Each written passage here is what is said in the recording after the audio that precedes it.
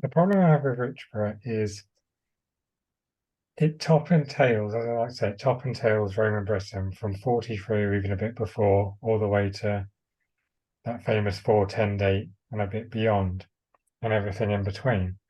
So it's got a huge history, a huge chronology, and it has a huge problem where the narrative and the chronology is completely and utterly wrong.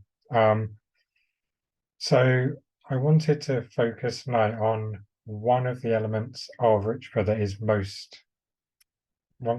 of the most famous elements of it, one of the best preserved elements of it, and that's the end of it, and is the shore fort. So when we were able to visit the site, be able to point out some more of the chronology in other parts that has unfortunately been misinterpreted over the years. So if this wants to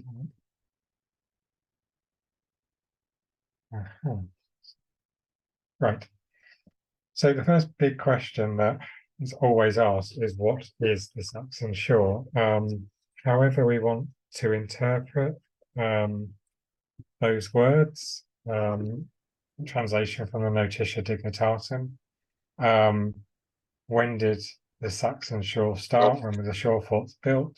It's all a bit up in the air. In short, they are 9 or 11, 9 listed in the historical documents, 11 coastal forts known for archaeology, if we don't include the one that might be on the Isle of Wight, covering the eastern seaboard and down to the south coast. So we've got all the way from Portchester, Pevensey, Lymm, Dover, Richborough, Culver, Bradwell, Walton Castle, Birr Castle, Castronsea and Brancaster, and I never remember them all, I swear, without them in front of me half the time. Generally, the interpretation is that they were constructed either by the Gallic Empire, talking middle of the 3rd century, or came to be known Britannic Empire of Carausius and Electus from 286 to 296. Some predate that, but actually as a cohesive unit, these are the kind of dates that are thrown around for the interpretation. These are all known from, as I say, a document called the Notitia Dignitatum, again, of which we don't really know the date. We don't really know the date of the lists in there. The western element of it, all the forts, towns, and various other military installations, seems to be incomplete or dates later than what's in the east, the eastern part of the empire. Again, this could have been made in the late 4th, early 5th century from even older lists. Back put together in Milan, handed to the emperor. This is a survey of all the military installations across your empire. But sorry, we haven't been able to check that they're up to date or not. But it also lists some of the units that are based in those. Each of the shore forts has one unit listed. Richborough has at least a detachment of the 2nd Legion. The fort is nowhere near big enough for the entire Legion to be there. And it's the only shore fort, and even the only late coastal fort, or one along Hadrian's Wall, that has any of the Legion named. The others are all Limitanei, or various other border troops that have come into Britain over the century. So, as it stands, the chronology we have is Brancaster, Caister, and Reculver are these early forts. They have dating into the late 2nd, early 3rd century, often interpreted to be around as part of Severus's campaigns up into Scotland, maybe as a control of supplies heading up towards Hadrian's Wall. And they have other phases in the mid to late 3rd century. And we know this through looking at the actual the archaeology of them. There's archaeology earlier, and the styles are very different to what we'd see in the late 3rd century. The late group splits up a bit. Bradwell, Richborough, Dover, Lytton, and I've got Bradwell there twice, but that should actually be should actually just be Bradwell, Richborough, Dover and Lymm, have been interpreted to be mid to late 3rd century. Based on coin evidence and dendrochronology at Pevensey, is interpreted to be finished off at least by Electus in about 293. Portchester has evidence of being Corrosia, so slightly before, if Pevensey wasn't even finished or started by Corrosius, these were definitely finished by Electus. It seems that way. Burghcastle and Walton Castle are difficult. Burghcastle up in Norfolk has not been excavated much, and Walton Castle down towards Essex has fallen into the sea. So we're not going to get a lot from that. However, Sam Moorhead thinks that coinage just up the coast seems to be backwash from the fort. So it's possible that we might be able to get some dating, but obviously there's nothing in context. Even drawings of it in the 18th century, 19th century, basically show it completely disappeared into the sea. So you can picture this. I've split into early and late group. You can see this is why there seems to be a link with Severus going up the coast, because the early group, which start in the late 1st, early 2nd century, late 2nd, early 3rd century, seem to head up this way. They don't cover the south coast at all, and there's quite a distance between them. So there seems to be no protective measures of them. They're possibly for storing or for. I often compare them to like container ports. It's that way of goods in, goods out, and people monitoring that kind of situation. However, and it wouldn't be an archaeology talk without a few graphs, going to look at the structural features. So what I did is I took Andrew Pearson's work on the shore forts from about 20 years ago now, where he looked at the structural elements of the forts. It included the coursing, the type of stone included, the height, the width, the foundations, all these elements. And I ran them through principal component analysis. It's an analysis that you can put in more than just 2 variables. You can put in multiples, and it throws out a graph that shows where your commonalities and differences lie. And as you can see here, we've got Reculver, Caister, and Bradwell, also in this way, very different to the others. Brancaster actually is way down as well. It's out of the range of these. So although Reculver, Caister, and Brancaster seem to be dated similarly, the construction is a bit different. Dover falls in this weird spot between them all. And actually that fits quite nicely as just after these, maybe around the AD 270s into the 280s, as it's very similar construction to the fort under Cardiff Castle. So it looks like these main ports into Britain, Dover and Cardiff, especially where there'd have been either the classes, the Navy, or the main Legion, Second Legion over in Wales, are at these important ports. What's really interesting about this analysis is Richborough, Lymm, Pevensey, and Portchester all fall exactly the same. They fall under that one dot. There's no difference really between them in their construction. In their shape and size are very different. Anyone who's been to Pevensey knows it's very different to the others. But they're all very, very similar. I mean, Burghcastle is a weird one there as well. Seems to be part of this. I'll come on to possibly why that is. So just looking at some other elements, wall dimensions, Reculver are very different. Dover, Brancaster, Caister are very, very similar. Again, these southern 4 forts of Richborough, Lymm, Pevensey, and Portchester, all very, very similar, which when I saw that come off my analysis, I knew exactly. It could only mean they were of one construction. The others could be different, but these had to be one series.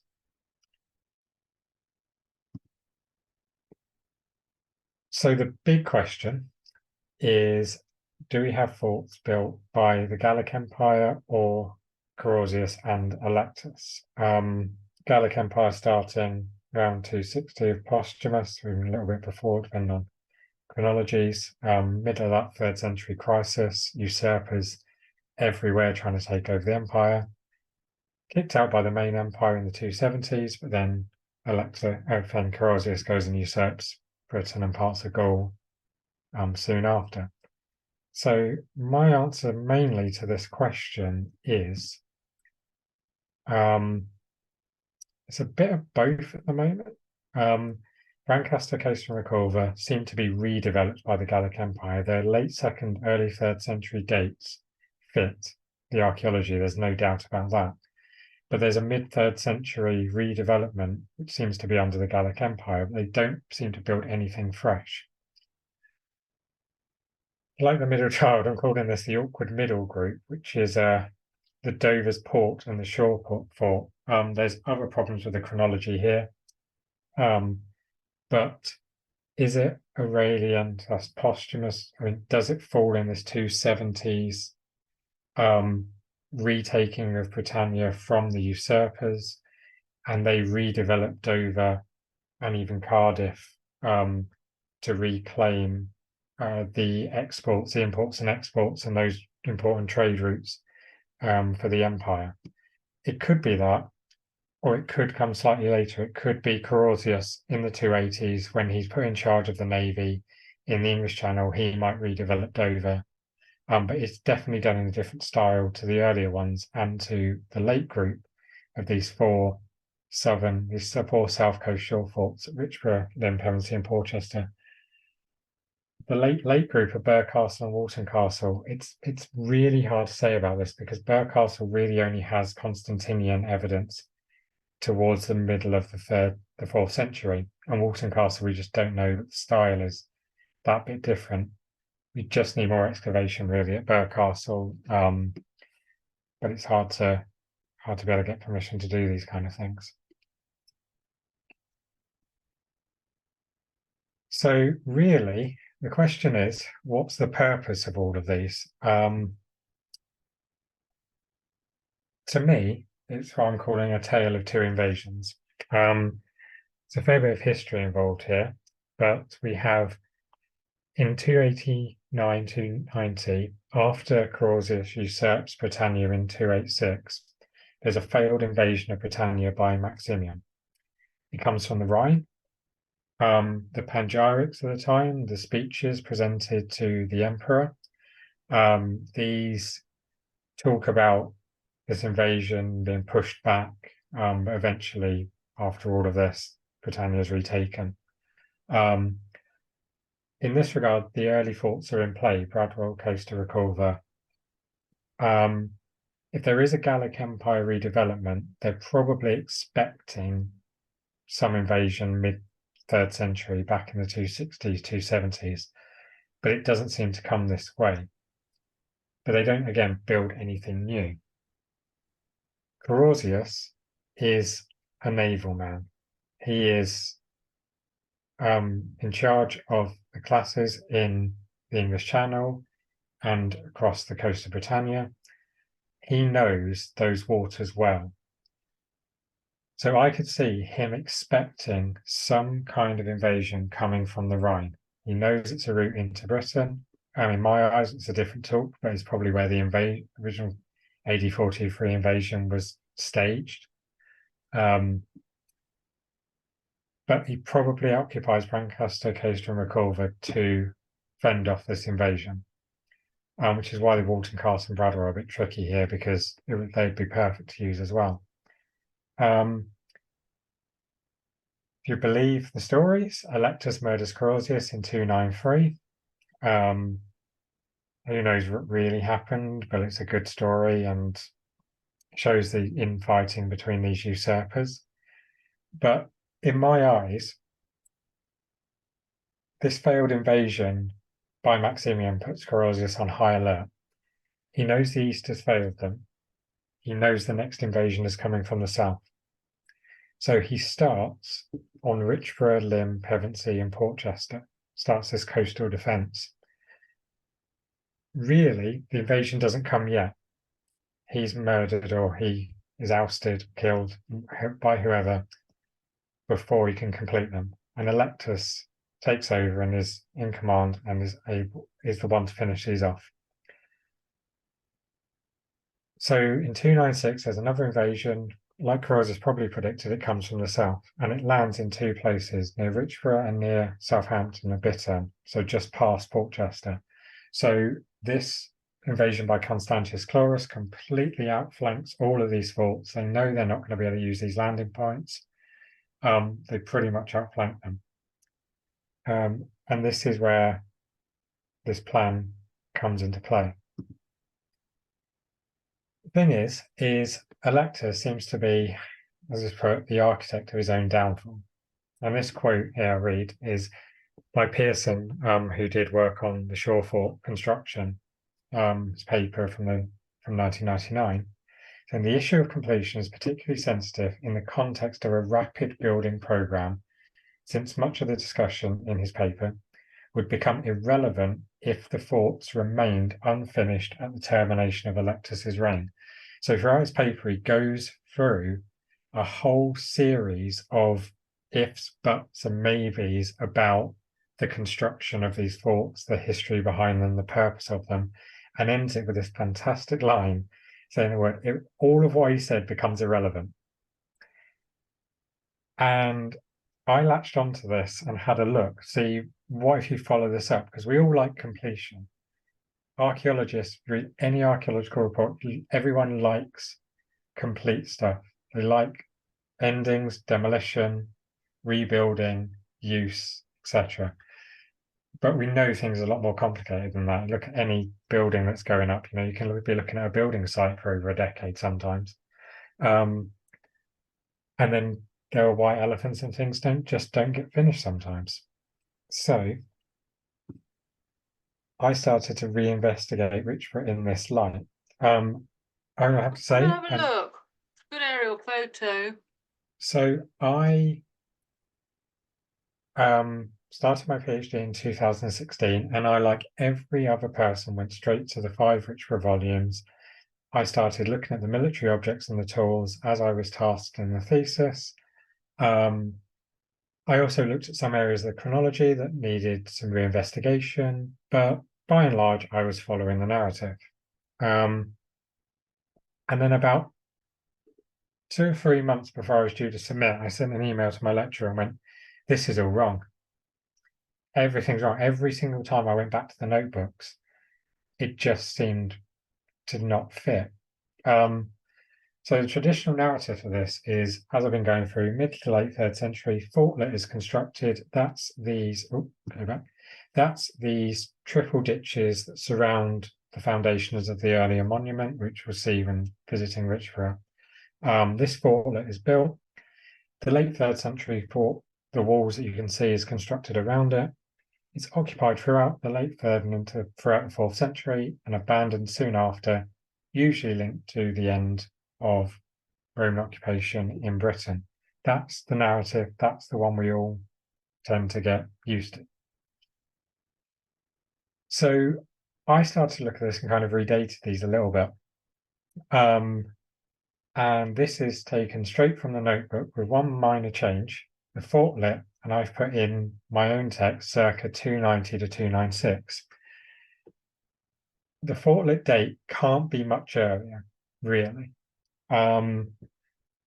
It was considered, could it have been built by the Gallic, constructed by the Gallic Empire, used the old monument as a watchtower? Would it have been built by Electus and Carozzius as protection while building the fort around?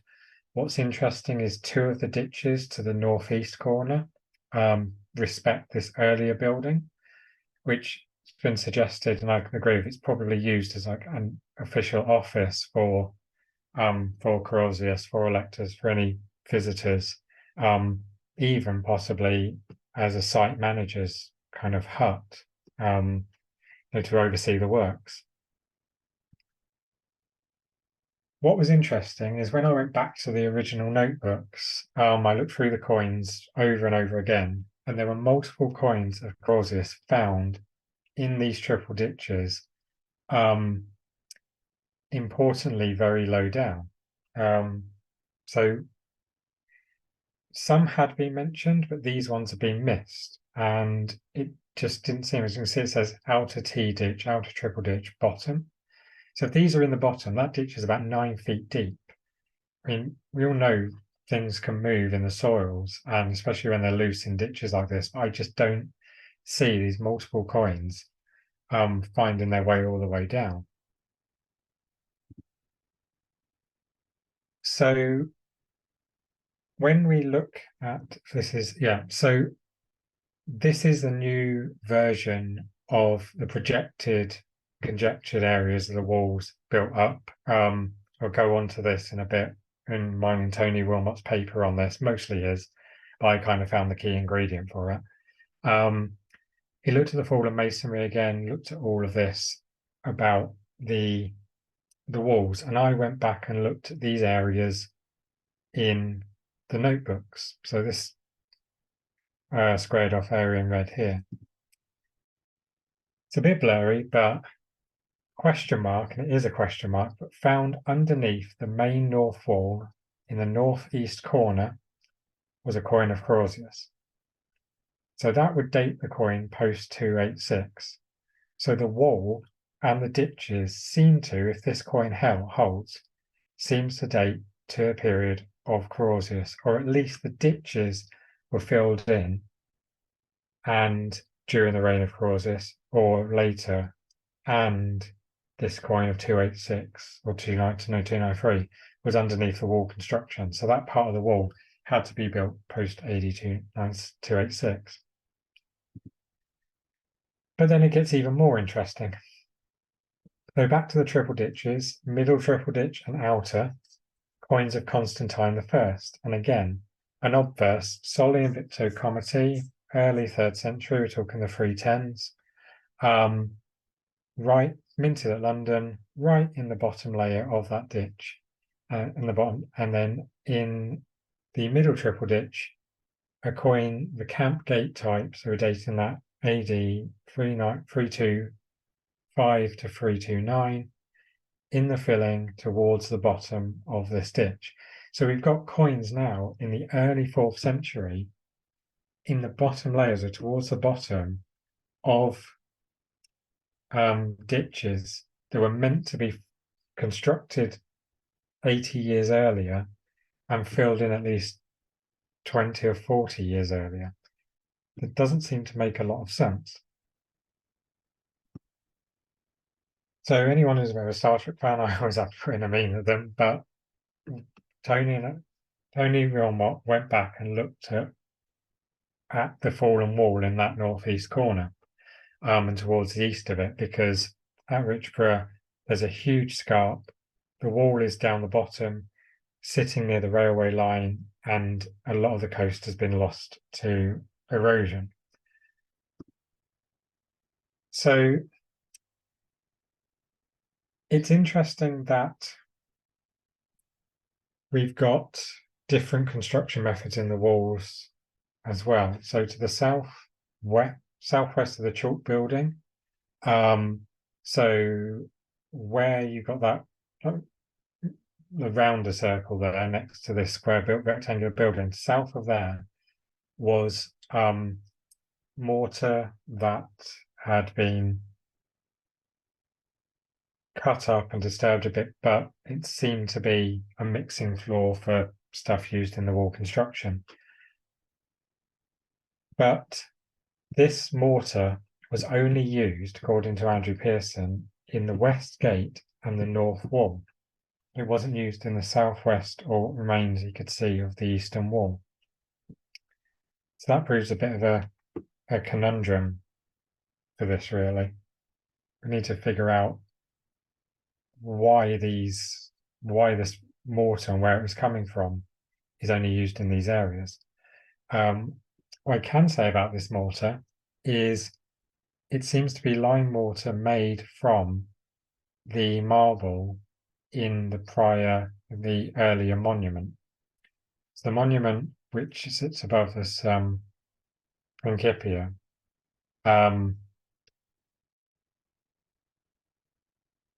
what was used in the walls. And again, blocks of the monument have been found in the walls, but only at the west gate and the north wall. So it seems like when the fort was being built, the monument was still there in some form, whether it was standing to its full height or just it was a few blocks high, but there was still at least some pieces attached or strewn around that could be used. But it seems a long time for this to be still standing. So looking at the areas where this mortar was found, and that this what was labelled a concrete floor, but was this mortar floor in this area, was a coin of the House of Constantine that was weathered out. Anyone ever wants to look at the Richborough archive, be my guest. It is an absolute nightmare to go through because everything's all over the place. So you have to go hunting a little bit. But I found a coin of the House of Constantine dated 348, 358. It was in that exact area. So all the areas at Richborough were numbered, and found in that concrete floor. This causes another problem because it suggests that some of the walls were still being constructed as late as the mid-4th century. And we're talking about a fort that up until this point has been interpreted as being mid-3rd to late 3rd century, nowhere into the 4th. I mean, you could argue that this is patching up work later on, but for it to be in two very separate areas in the west gate and the north wall, and to be extensively used throughout them, we're talking about huge remodeling. That to me, it doesn't make sense looking at the site. Everything is very, very uniformly constructed despite the different materials being used.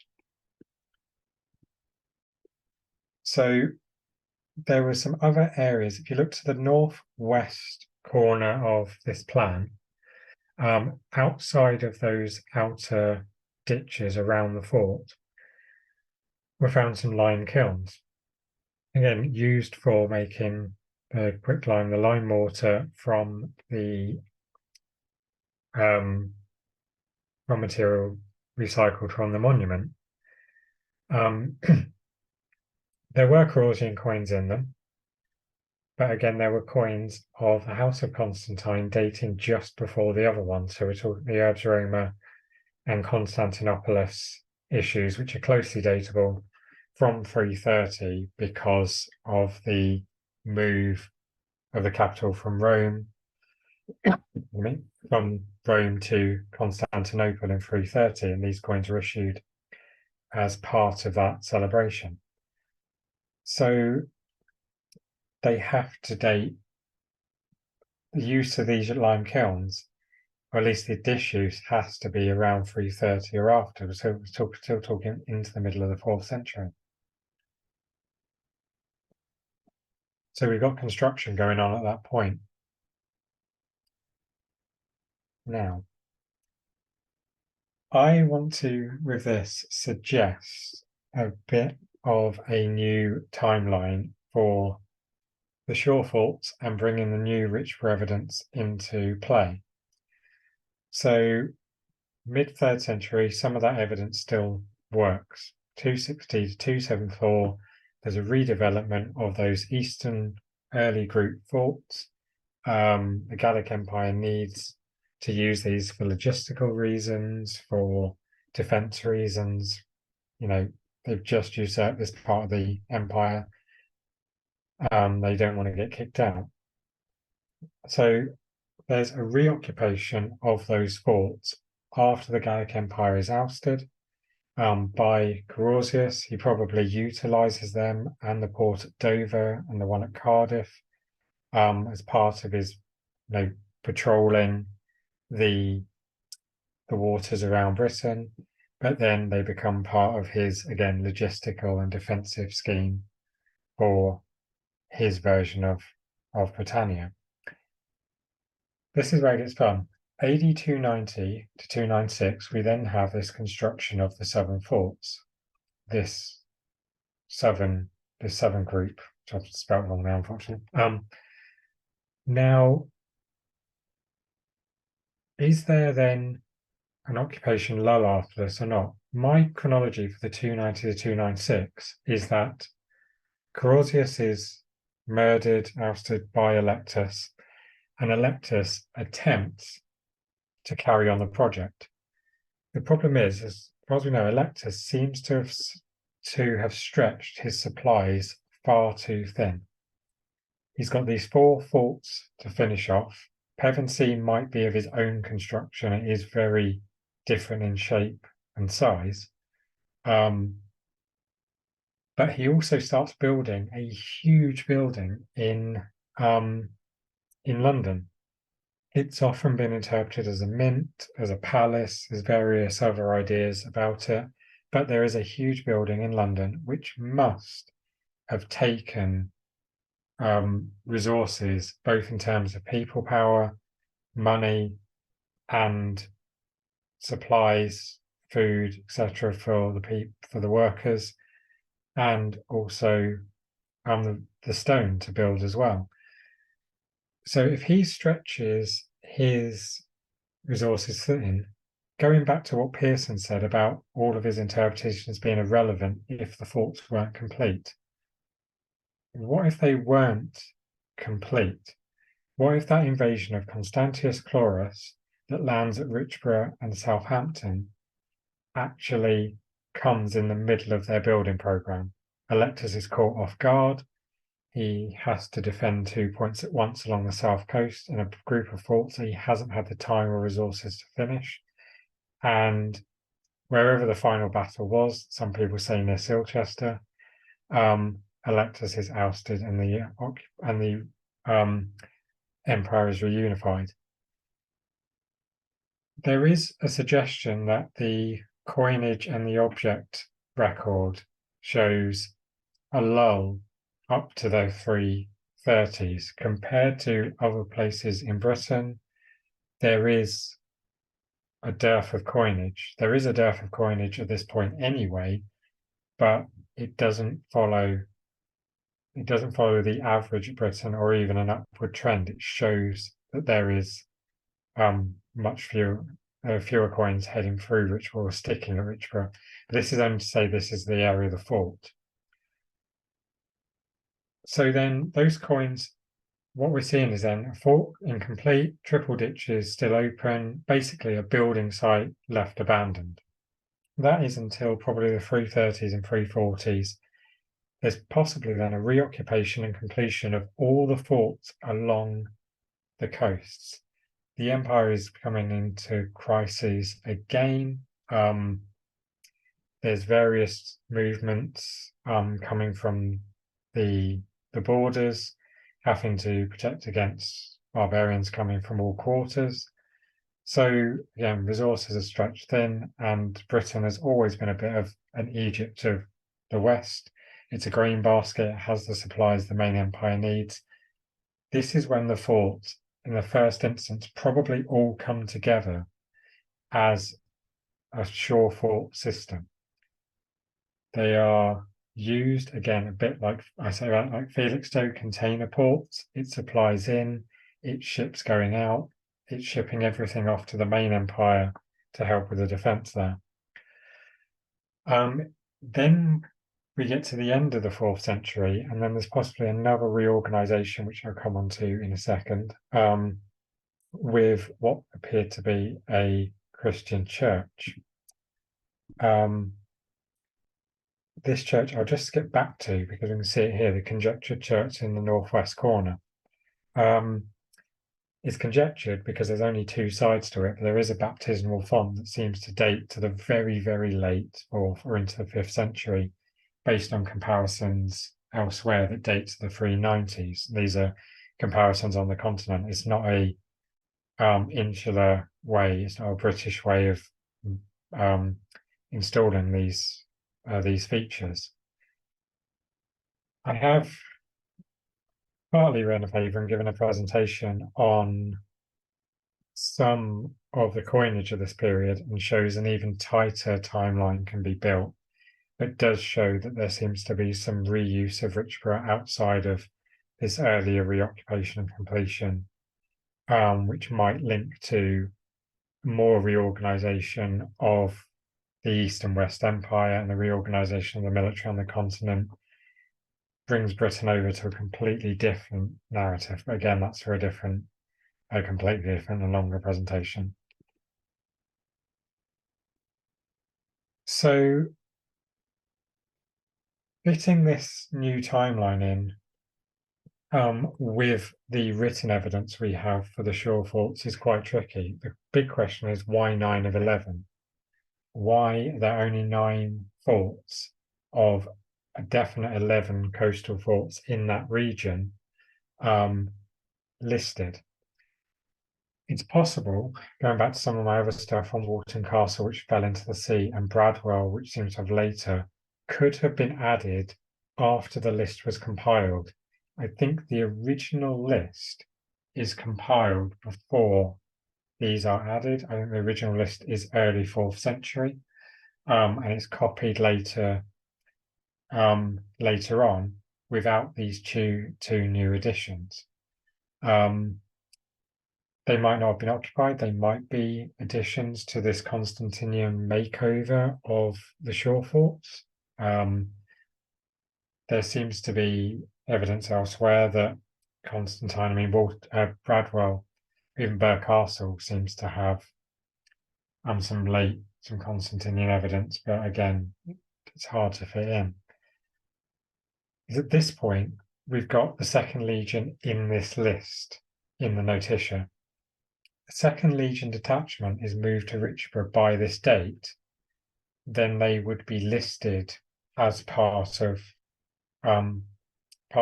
listed in the notitia list when it's compiled 50 years perhaps later. They seem to move off elsewhere, Chesterby in one place, but we know that they are at Richborough based on this list. Now, this is where there's a bit of a conundrum with the list as well. Only one military unit, whether they're Legion or Limitanei or other types of troops, possibly cavalry, are listed at each of the forts. It finds evidence at Richborough suggests incoming Limitanei border troops from continental Europe. The military occupation seems to show that we have these late Roman strap-ins seem to be key. There are typical continental types present at Richborough, with very few insular types. The one on the left there is what I would call a typical continental one. It's this what's known as an amphora type strap end.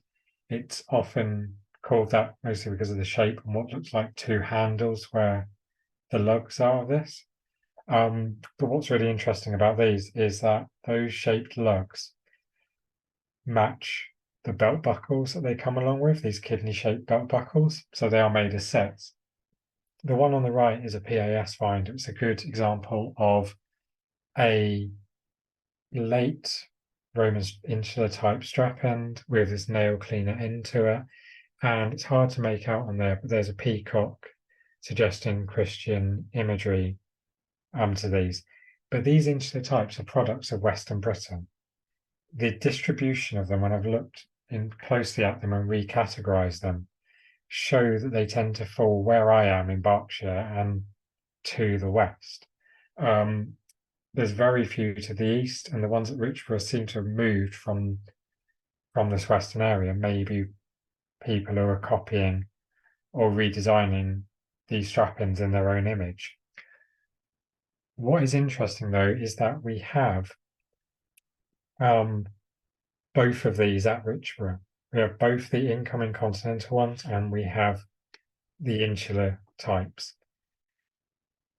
And they are remaking them. There is possible evidence of recycling them. So the incoming continental troops are sticking to what they know. They're sticking to the designs they have, perhaps the molds they have. And the insular types are ones that are coming from the military in the West, possibly the Second Legion, remodeling these, redesigning them, and adding them to their kit because they've never seen these things before. They haven't been on the continent for decades, centuries. So this is where we look some of the finds. So the Legio Second Augusta is not the only unit. It is difficult when we're looking at the other forts as well. Do we need to look harder at the other forts? Do we need to look harder at the forts on Hadrian's Wall and maybe reinterpret? Because there isn't necessarily just one unit garrisoned at these forts. We also have to look at the hinterland as well. Richborough being on the roads towards Dover and Canterbury and linked to other points around Kent. There's a famous site halfway between, or almost halfway between Richborough and Canterbury called Ickham. It's called Ickham Watermill, but it seems to have been, again, either managed locally by private enterprise, or it's a military installation. There are military finds at this watermill, at this production site. Whether that means you just got officers or official representatives going there to purchase supplies, or if they actually run it themselves is impossible to know really. But looking at the hinterland, there is a pattern. There are patterns between the military finds from the local city or town and the local shore fort. What's interesting here is that Richborough, in terms of its military finds and military fittings, dress, accessories in the late 4th century, is more similar to Portchester, which is right near the Isle of Wight, than it is Reculver, which is 9 miles as the crow flies. And this is because Reculver has been occupied by a garrison for over a century and a half, nearly 2 centuries, that had been based in Britain since the time of Hadrian. They had refreshed their unit over and over again with people who primarily would have been born in Britannia. This later unit coming in at Richborough hasn't had that exposure, hasn't been here. So they are bringing what they know, all these new styles from the continent that hasn't been seen by the other unit. This is the same at Portchester and down at the local city at Winchester. The Lank Hills Cemetery is showing late Roman military fittings, so does Portchester, but this doesn't seem to marry up with other military sites occupied by or garrisoned by troops that have been here for a long while. So in around about 45 minutes, pretty good. So conclusions from this really is it is not a system, at least until the AD 330s or 40s. The evidence at Richborough is pretty clear that there seems to be some finishing off of the fort and completion in that period. One thing I'd forgotten to mention is that down at Pevensey, there was a good article from 1932 of a young J.P. Bush Fox who excavated Richborough, crawling under one of the towers at Pevensey and finding a coin of Constantine dated to around this stage. Now, that is kind of mostly dismissed because barely any context to it. It seemed to be out of place. You can come up with all sorts of explanations. But if there is a coin at Pevensey that parallels in underneath some of the construction material, same as Richborough, it could be that this interpretation holds that Electus didn't have time to finish them off. The resources were stretched and he got kicked out before he could finish it off, really. So what the structural evidence really shows is these forts are built throughout the 3rd century. And they are done in different styles. They're done in whatever style it is at the time. It doesn't seem to be that there's any one person overseeing the construction, because particularly Portchester, Pevensey, Lymm and Richborough are all of the same size, materials, etc., but of different sizes. Richborough is the smallest, Pevensey is a weird oval shape. It seems as though Clausius or Alexis has said to their architects, we need X number of forts along this. This is what it needs to be. Here's your resources, go and do it. And the architects have done it in the contemporary style, but have fit it into the landscape. Pevensey really does show this. It fits the landscape really nicely. So they're built, finished, redeveloped again in various different times, depending on what's needed. Constantine needed supplies. In the very, very late 4th century, the same was true again. And there was a reorganization of the supply to the continent. So in the 390s, you probably got a reorganization of Richborough again with this church being built, maybe a new unit, occupying the fort there. So we go from kind of defense, supply. I would say, why not both? Walls are, by their nature, defensible. It's the position that also really matters. But Britain has been supplying the continent for centuries before this. It has trade links for centuries and millennia afterwards. It doesn't just stop. It isn't just one purpose. So whoever's able to visit and go down to Richborough will see a lot of this when we go there and have a wander around. Richborough is very, very, very different, but very, very similar to others in many ways. So there you go. That's Richborough and the Shore forts, that part of the chronology and narrative in a nutshell. And hopefully I can talk Richborough about the other parts. Thank you very much.